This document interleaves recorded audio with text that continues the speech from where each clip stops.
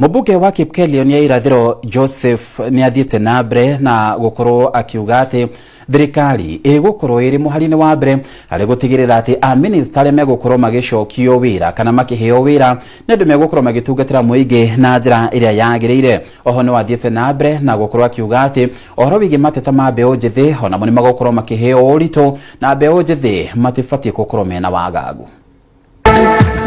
Nashukuru Mheshimiwa Rais kwa sababu yeye anajaribu kile awezalo, lakini wale wamewekwa ofisi ya serikali badala ya kudeliver services, mtu anaenda kukaa kwa ofisi, anaingia ndege anaenda ng'ambo.